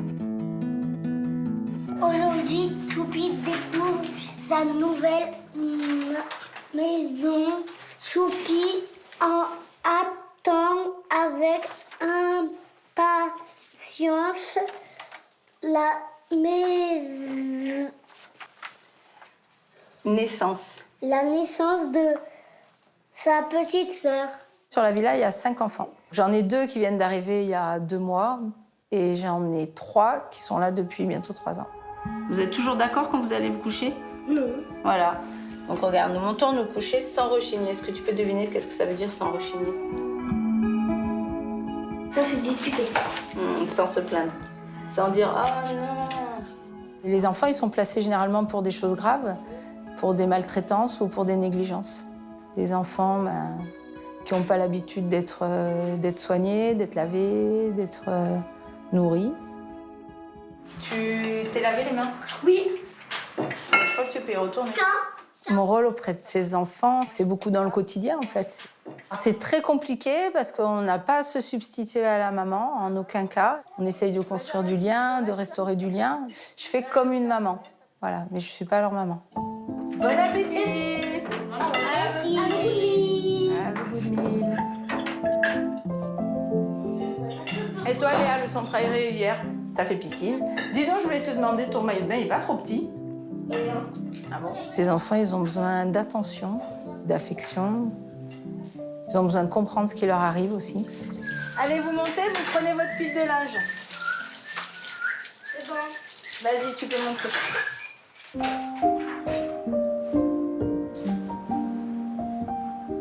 Dans la villa, je me sens bien. Avec Bénédicte, ça se passe bien. J'arrive bien à parler avec elle, à lui faire confiance. On peut ouvrir le garage? Doucement, on va pas pouvoir sortir tous les vélos en même temps. Je vais le rattraper.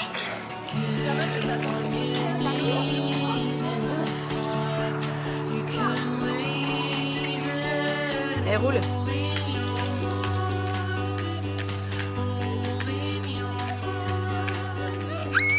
Du coup, là, t'as qui est parti? Mathéo? Mathéo vient de partir. Les filles, elles sont chacune punies dans leur chambre.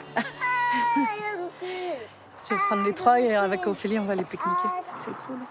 Ce qui est bien, le fait d'être dans un village assez resserré comme ça, c'est que quand on se retrouve comme ça entre nous, c'est déjà d'évacuer un peu les émotions. Partager et puis aussi. voilà, partager, avoir une vie avec des adultes, parce qu'on est toujours avec des enfants. Témoigner de ce qu'on vit sur les maisons. Ouais. Mais aussi parler normalement, quoi. Déjà, juste parler, c'est bien.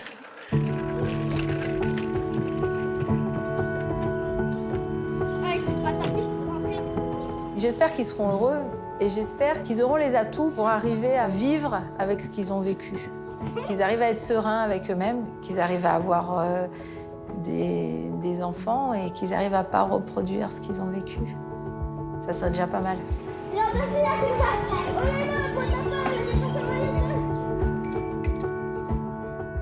Avant d'écouter vos réactions, je voudrais vous présenter mes camarades qui nous ont rejoints pendant le reportage. Donc, Céline, Brigitte et Luc. Bonjour. Juste ce que vous avez ressenti pendant ce reportage. Ma grand-mère a été famille d'accueil. Donc, ma grand-mère a eu une petite fille qu'on lui a donnée à 6 mois et qu'on lui a enlevée à 8 ans parce qu'elle était adoptée. Et elle avait donné tout son amour à cette petite fille. Et ça a été d'une violence quand on lui a enlevé. Et je pense qu'après, elle n'en a jamais voulu d'autre. C'est-à-dire qu'au fond, ça peut expliquer le fait, et elles le disent elles-mêmes d'ailleurs, qu'il y a une manière de se protéger Voilà. un petit peu. Mais je vous parle de ça, c'était dans les années 40. Hein, donc, la petite fille, elle l'a eue fin 1938, et elle l'a rendue 8 ans après. Et elle avait fait une très grosse dépression parce qu'on lui avait enlevé son bébé, en fait. Moi, j'ai vraiment un ami, un de mes copains, sa mère a fait ça toute sa vie, et elle en a eu, je ne sais pas combien. Hein, et De l'assistance publique, hein, des enfants oui, d'ADAS. et beaucoup reviennent, et elle savait que c'était pour leur donner l'envol et qu'elle n'allait pas les garder tout le temps. Et elle avait fait ce travail, si je puis dire, vous voyez. Oui. Et donc, fallait voir les tablés après, quand d'adultes qui venaient la voir. C'est merveilleux, quoi. C'est vrai. Il faut beaucoup d'abnégation, d'amour. Ils ont l'honnêteté de parler de l'ambivalence. C'est-à-dire qu'on pense qu'on va tout réparer et qu'on va leur donner du bonheur tout de suite et que c'est plus compliqué que ça et que des fois il y a des retours de bâton et que donc trouver son Mais ça, c'est encore différent parce que c'est une fratrie autour de la personne. Donc ça fait longtemps que ça existe, ces Alors maisons. voilà, tout à l'heure, j'ai dit, ça n'existait peut-être pas à votre époque. En vérité, ça existe depuis longtemps. Ah oui. Mais c'était pour les orphelins au départ. Oui. Voilà, ça existe à peu près depuis 70 ans en Autriche. Ah oui. En France, c'est depuis 1954. Voilà. Et alors, voilà, c'est apparu pourquoi à ce moment-là? Parce que après la guerre, la Seconde Guerre mondiale, il y avait énormément d'enfants orphelins et énormément de femmes veuves. Et un Autrichien, Hermann Gmeiner, il a fondé, quand il a vu tout ça, il a fondé le premier village SOS en Autriche. Parce qu'il se disait, surtout, que les institutions ou les foyers, ça ne pouvait pas remplacer une vraie vie de famille. C'est pour ça qu'il a eu cette idée. C'était un médecin philanthrope, un homme bien. Et donc, à la même période, à peu près, il y a un jeune, ce jeune homme là qui s'appelle Gilbert Coteau, qui avait 22 ans, il était professeur, et dans sa classe, il était français. Ah, lui, il est français. Voilà, oui, pardon, t'as raison. Il était professeur dans le Nord, merci. Et ce monsieur, il a un élève à qui il met un 0 un jour. Et ce petit enfant est furieux et lui dit « Tu m'as mis un 0, vous m'avez mis, parce qu'on ne devait pas tutoyer à l'époque, hein, vous m'avez mis un 0 parce que je suis orphelin. » Et il apprend par la suite que cet enfant avait 4 frères et sœurs dont il était séparé. Et donc, il se dit « Non, il faut faire quelque chose. » Il lit, quelque temps plus tard, dans La Voix du Nord, un article qui parle de ces villages d'enfants. En Autriche. en Autriche. Et il décide de l'importer en France. Exactement. À 22 ans. Oui. Bravo. À 22 ans, il dit ça. Oui, fantastique. Hein. Bravo. Et ben, il le crée, le premier village français d'enfants, en 1954. Et donc au début, c'était les orphelins. Oh, voilà. Et là, c'est des enfants Alors, maltraités. dès qu'il y a des enfants qui sont en difficulté dans leur famille, eh bien, ils peuvent aller dans ces villages de... Moi, j'ai suivi ça depuis Belle longtemps. histoire. Oui. Cette association permet, quand les enfants s'en vont, par exemple, ils restent au moins 7 ans, hein, quand ils s'en vont de ces villages, on ne les lâche pas comme ça. C'est-à-dire qu'on leur donne les moyens de faire des études, ils ont un projet professionnel, et ces dames qui s'en sont occupées, eh bien, pour leur permettre de continuer à avoir ces enfants et à être toujours en relation avec eux, eh bien, on leur donne les moyens de les voir toujours, de continuer sur une durée indéterminée, il n'y a pas de date. Donc, ils gardent des contacts avec ces personnes. Pour pas qu'il y ait une séparation déchirante. Voilà. C'est bien. Voilà. Alors, il y a 2 villages qui vont voir le jour d'ici 2018 en France. Ça existe aussi dans 134 pays, hein, grâce à... Voilà. Il y en a combien en France? Il y en a 13 en France. 13 en France, ça existe dans 134 pays. Et il y en a 2 nouveaux qui vont être... 2 nouveaux qui vont être construits en France. Et depuis 60 ans, il y a plus de 3000 enfants qui ont eu la possibilité de vivre une enfance agréable avec leurs frères et sœurs. En fratrie, voilà. En France. Voilà. Et Pascal, je me retourne vers vous. Donc, un travail fou, j'imagine, de la part de ces adultes pour arriver à recréer une vie de famille dans un village, etc., à des enfants qui ont vécu des choses terribles. Oui. Parce qu'encore une fois, il ne suffit pas de changer d'atmosphère. C'est bien dit, là, les traumatismes restent. Oui, d'abord, ils se souviennent très bien de ce qu'ils ont vécu, pour la plupart. Et donc, ça reste, c'est imprimé. Et ça les rend Mais méfiants. également, il y a des... Oui, et puis il y a aussi des comportements qui ont été appris, qu'ils ont appris eux-mêmes involontairement. Pendant la maltraitance, Oui, voilà. ils ont Ils ont adopté des comportements d'adaptation ou aussi des émotions. Ils vivent des émotions comme la colère, etc., et dont ils n'arrivent pas à se débarrasser. Donc, ils amènent effectivement ce bagage-là avec eux.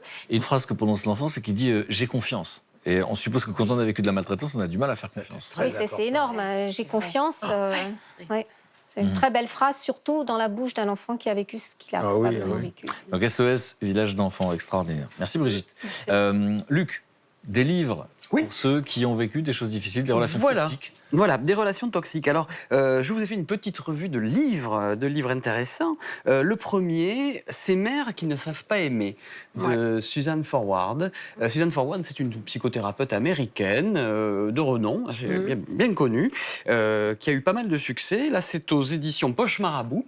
Et en fait, qu'elle soit abusive, étouffante, enfin, elle décrit vraiment tous les profils de mères abusives, justement. Et pour justement mieux les connaître et pour mieux guérir. Les identifier et pouvoir s'en protéger. Voilà, hein, mieux soigner ses blessures d'enfance.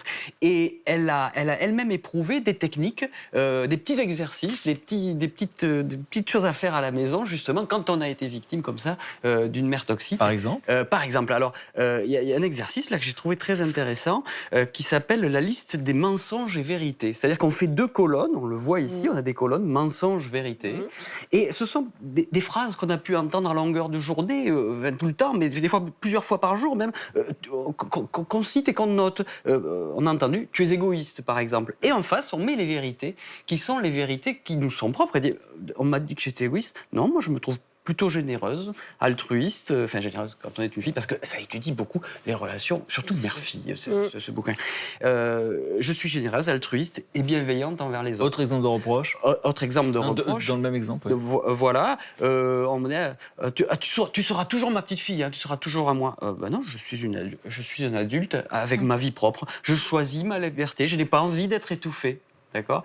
Il y a des exemples qui vont peut-être résonner à l'histoire de Pascal, à qui on a pu dire peut-être, je sais pas, tu ne sais rien faire correctement.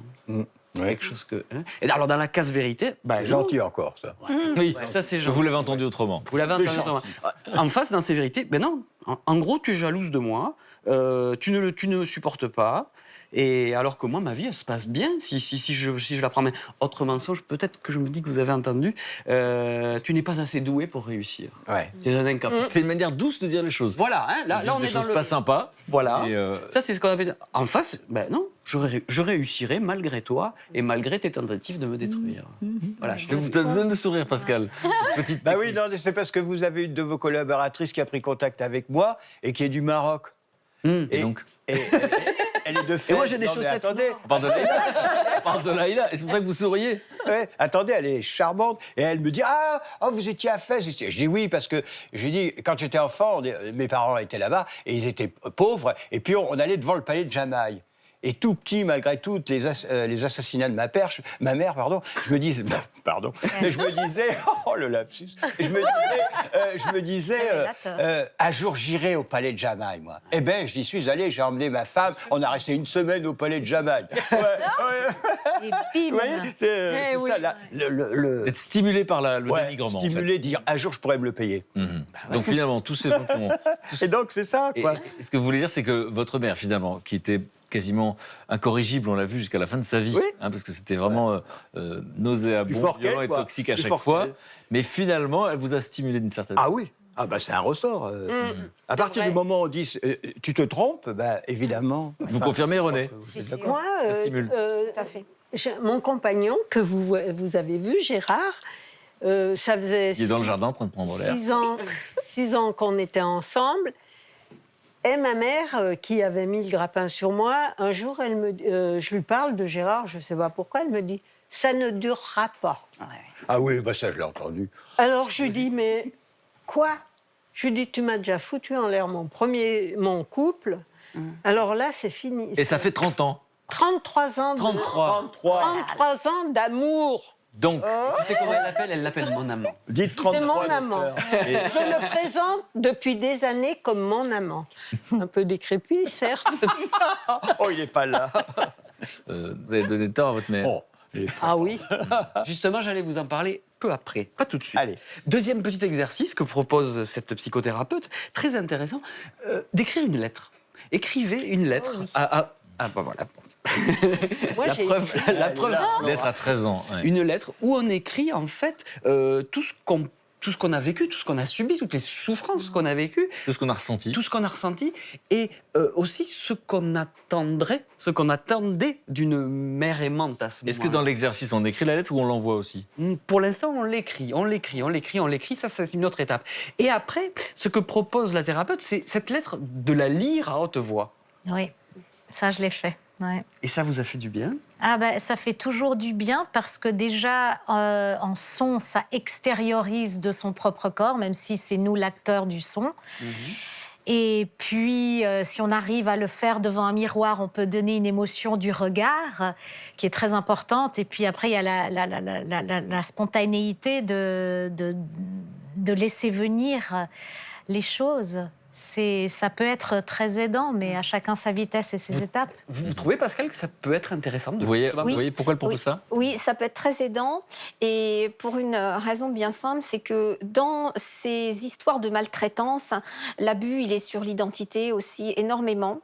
Et quand on est comme ça, envahi constamment par les exigences, les agissements, les remarques, tout ce que vous voulez de l'autre, il y a une chose qui vient à manquer, c'est le quant à soi. Et en faisant des exercices, auto-exercices, en écrivant une lettre qu'on garde pour soi, parce qu'effectivement, l'envoyer, c'est autre chose, comme dit Laura, eh bien, on récupère le quant à soi. Et ça, c'est précieux comme jamais. Un synonyme de quant à soi, pour être sûr que je comprends. Eh bien, ça veut dire, je pense quelque chose que je ne dis pas, et ce n'est pas ce que tu penses et que tu m'obliges à penser. Ouh, ça c'est bien dit. Oui, non, mais c'est ça. Ça protège énormément. Pose toujours, tu m'intéresses. Voilà comment vous traduisez le langage psychologique. Le bon sens de René. J'ai beaucoup de choses comme ça. J'adore ce genre de... Deux choses. En tout cas, vous avez une légitimité pour en parler. Oui, en Suisse, on dit plus on pédale moins vite, moins on avance plus lentement.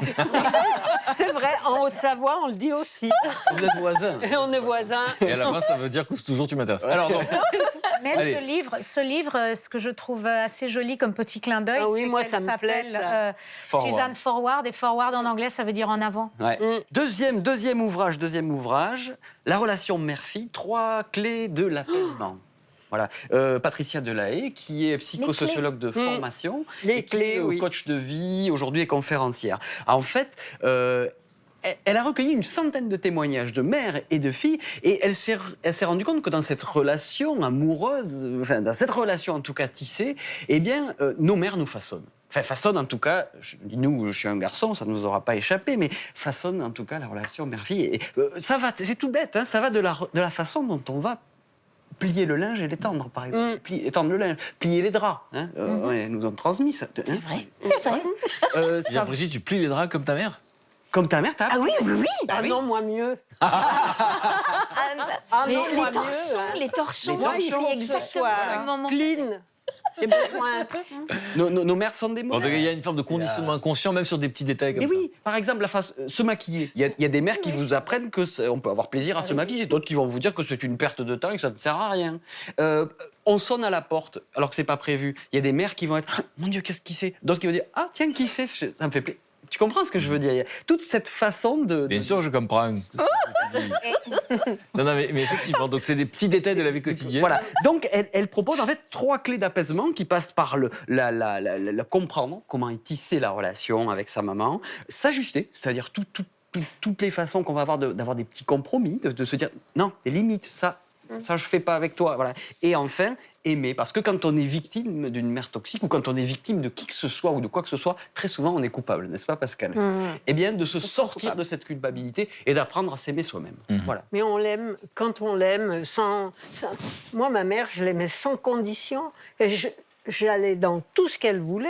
Non, je pense que vous aimiez la mère que vous imaginiez non. qu'elle soit. Oui, mais elle m'a eu jusqu'au trognon. Eh bien, vous faites... Ça s'appelle une punchline de René. Eh bien, vous faites écho à mon 3e ouvrage. Voyez, Elle est formidable. Elle a le sens de la transition, René. Alors, Vous venez tous les jours. mais je vais vous la couper, la transition, parce que le contraire de vous. Moi, à 10 ans, j'étais en pension.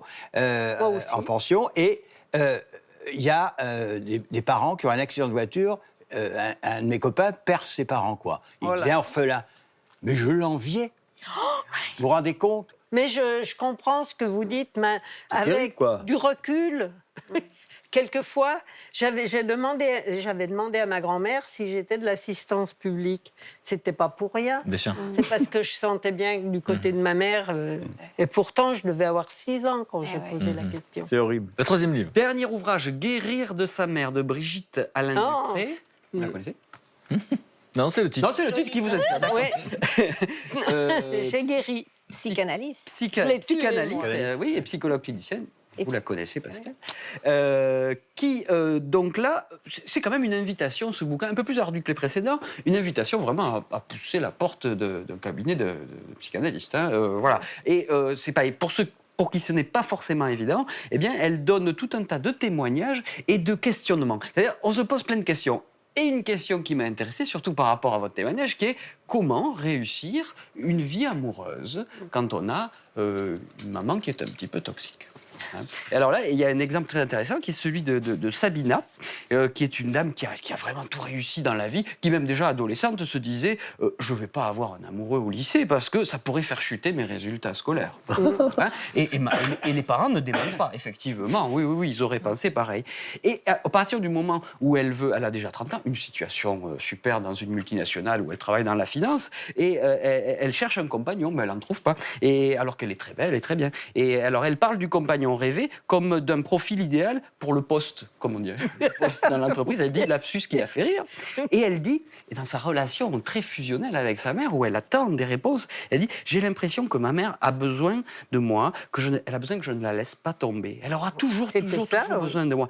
Et moi, j'ai besoin qu'elle ait besoin de moi. Et on voit toute la perversité. Et je comprends mieux maintenant ce que raconte René, qui s'occupait d'elle longtemps, alors qu'elle était un peu toxique, hein, vu les exemples que vous avez racontés. Et donc, vous aviez besoin qu'elle ait besoin de vous.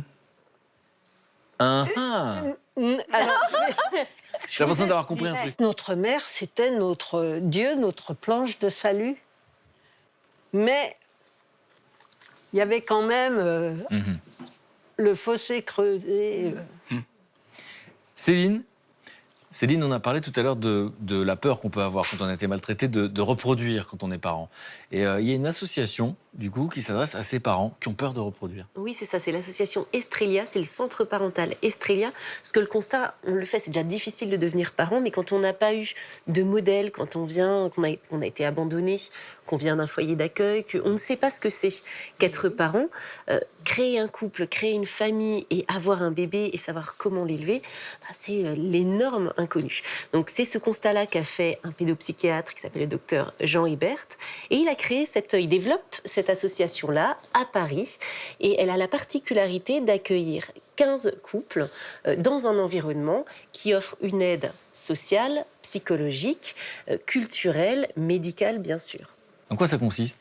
Alors, ça consiste, il y a déjà 8 personnes qui s'occupent à temps plein de ces 15 familles. Ce sont des médecins, des assistantes sociales, des éducateurs spécialisés, des psychologues. Mais la particularité et l'originalité, ce que je trouve assez incroyable et qui rejoint l'initiative de Brigitte, c'est que l'association va louer un appartement par famille. Et les familles vont être installées dans cet appartement-là. Donc, pendant toute la grossesse, ils vont avoir chez eux. Souvent, c'est des personnes qui n'ont jamais eu de chez eux. On va les aider à s'imprégner de ce que c'est qu'être à la maison, s'imprégner de vivre dans un quartier, se faire des connaissances, des relations, mettre en place des automatismes, des habitudes. Et on va les aider à construire cette famille, cette future famille. Et on va aider, bien sûr, à après marquer l'essai quelque part quand le bébé va arriver. Et c'est l'association qui signe le bail et qui est donc locataire de l'appartement jusqu'aux 3 ans de l'enfant. Et quand l'enfant a 3 ans, finalement, on passe le bail à la famille, si l'expérience a réussi, et c'est son appartement. Et c'est des jeunes familles. Oh, c'est bien, des familles ça. jeunes, C'est des familles qui ont entre 18 et 25 ans. C'est vraiment des jeunes adultes qui ont souvent connu que des foyers, que la précarité, que la rue, et qui peuvent se retrouver la journée dans le centre où ils vont rencontrer leurs référents et les psychologues et les éducateurs spécialisés qui vont les aider à construire un projet. On les aide aussi, il y a une rescolarisation pour les plus jeunes, un projet professionnel, donc on les aide à trouver du travail. C'est un accompagnement complet, ce qui est complètement nouveau. Est-ce qu'on a mesuré les résultats ? Alors oui, il y a 60 enfants depuis un peu plus de 13 ans qui sont nés au sein de cette structure. Sur ces 60 enfants, il y en a 2 qui ont dû être retirés à leur jeune famille et placés en foyer. Donc c'est quand même très peu, même si c'est toujours trop. Finalement, pour lesquels ça a réussi. Ça marche. Et moi, ce que je trouve ce que j'ai appris et ce que j'ai trouvé assez incroyable, c'est que c'est un centre qui est pilote, une association qui est pilote, parce que jusqu'à présent, dans les centres parentaux, on accueillait les mamans et les bébés, mais pas les papas. Donc, comment construire une famille et se reconstruire et construire une famille qui dure quand le papa, déjà c'est dur d'être papa pendant la grossesse. Enfin, c'est déjà quelque chose qui est compliqué d'apprendre à devenir papa. Donc, comment on peut créer cette cellule familiale si les papas sont absents ? Et la loi a enfin changé. Moi, j'aime pas ce mot de cellule familiale. Oui, c'est vrai que c'est pas. C'est un peu... Parce qu'une cellule, ça se divise de facto. Donc voilà. C'est pas une cellule. C'est pas une cellule. C'est ce projet. C'est le noyau. C'est le noyau, je sais pas quoi. Cocon familial. On va dire cocon. On va dire cocon. Mais et justement, depuis mars. Ah oui, c'est ça. Ça va avec la grossesse. Depuis mars 2016, on a le droit. Les papas sont accueillis dans les centres parentaux. Et la loi le permet, ce qui n'était pas le cas avant. L'histoire de l'humanité, c'est la première fois en 2016. Donc. En 2016, on a dit que les papas avaient le droit. Ça progresse, ça avance. Exactement. Et donc, il y a un centre aujourd'hui, c'est à Paris. Il y a un centre à Paris et il y avait 3 centres pilotes en tout. Mais à Paris, il y a 15 familles qui sont accueillies, ce qui est vraiment beaucoup. Et depuis que cette loi est passée, donc en mars 2016, on commence à voir des accueils de couples un petit peu partout dans tous les centres parentaux de France. Et on espère que ce sera le cas. Voilà, en tout cas, cette association qui veut permettre à des parents qui ont été maltraités de ne pas maltraiter leur tour s'appelle Estrelia. C'est ça. Donc, incroyable travail. Merci beaucoup. Merci à vous, en tout cas, merci les camarades, et merci à vous d'être venus raconter votre histoire. C'est un bonheur. Et puis en plus, vous avez vu Brigitte en vrai ? Mais oui, mais je vous connais tous. Ça fait trop plaisir. Merci d'être venu, René, raconter votre histoire avec beaucoup d'authenticité. Et effectivement, on voit que, en tout cas, et ça marche pour tous les 3, finalement, ces gens-là qui n'ont pas toujours fait du bien, ne nous ont pas enlevé le sens de l'humour. Ah ben non, au contraire. Au contraire. Non, parce qu'après, c'était un humour caustique au départ. Donc, j'ai gardé. Merci beaucoup. Merci Laura, merci beaucoup pour votre histoire. Et puis merci Pascal. Et puis on rappelle qu'il y a Merci également. à la fois ce conte que vous avez écrit, L'île aux communs, et c'est illustré par votre fille. Et donc ça, c'est une très très Vous pourrez le garder. Merci beaucoup. S'il est dédicacé, je le garde. Merci beaucoup. Merci à vous. J'espère que ça vous a parlé, cette émission. Ça vous a parlé de votre histoire. Et on se retrouve évidemment très très vite sur France 2. Après avoir souffert de moqueries durant leur enfance, les invités que nous recevrons jeudi ont réussi à faire de leur différence une force et à passer de l'ombre à la lumière. Ce qui m'est arrivé est quand même quelque chose d'assez exceptionnel. Premier long métrage, première montée des marches à Cannes. Atteint d'une maladie rare, Raphaël vit dès son enfance avec un œil atrophié. Les remarques blessantes de ses camarades le marquent au fer rouge. Quand tu nais avec un handicap, quand tu nais avec une tronche comme ça, tout de suite, c'est Quasimodo. Et du coup, on se trouve systématiquement exclu parce qu'on est différent. À 13 ans, Estrella pesait 65 kilos. Après avoir longtemps dissimulé son corps, la jeune femme va reprendre son physique en main et afficher sa transformation. Je perds 10 à 12 kilos en l'espace de 6 mois. Et évidemment, avec ma perte de poids, le regard des autres, là, était différent. C'était plus le regard je t'aime pas », c'est le regard je t'aime bien ». Valérie est née rousse, une couleur de cheveux qui l'a handicapée à l'adolescence, mais qui lui a permis aujourd'hui de se construire professionnellement. À 21 ans, j'ai ouvert mon premier institut de beauté. À 23 ans, j'ai ouvert mon deuxième institut de beauté. Il fallait que je me prouve des choses, il fallait que je sois fière de moi.